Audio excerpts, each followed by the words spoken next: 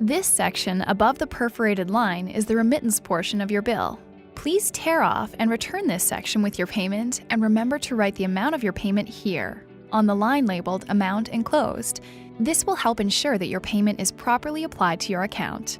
Your bill includes a pre-addressed return envelope, so all you have to do is insert this remittance form with your payment and add a stamp.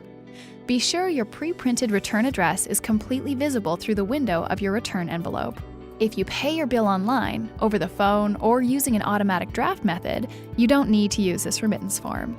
Below the remittance form, you will find some basic information about your account, including the name of the individual or business responsible for paying the bill and the associated address, the contact information for your local utility, and, if applicable, your alternative energy supplier, your account number, the address to which payments should be sent, and some information related to timing of payments, meter readings, and future bill preparation.